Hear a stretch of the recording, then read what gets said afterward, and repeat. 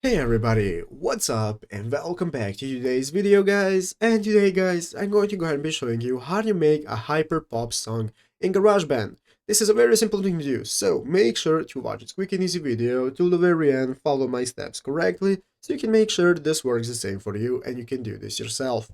But yeah guys, let's get straight into it.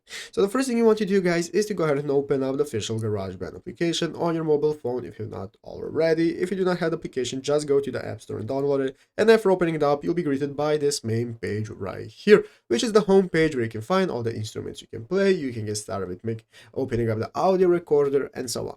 So let's go and see how we can get started with making our hyperpop song. So guys, there are two ways we can get started with this. The first option is to go ahead and find something pre-made, then we can then edit how we like. So we're going to go ahead and right here in the upper left corner, click on the live loop section. It's going to open up this new mode where we can find all the loops we have already been pre-created by GarageBand, such as EDM, we have hip hop and so on. Something right here might be able to give you what you're looking for, but you can go ahead and open up the sound library right here to go ahead and find even more packs that we can use for our music. We have the 8-bit legends guys. 8-bit legends is a great pack that will be able to give you a lot for making your hyper pop song. We have a lot more options right here, as you can see, such as backlight bounce and so on. We have Prismatica and so on. A lot of options right here are going to be giving you what you need, such as electric drummers, to get your desired effect. But guys, if you want to create it yourself from scratch and not anybody's work, then what you want to do is go back to the track section right here, and now we can get started recording our instruments one by one. So guys, for hyper pop,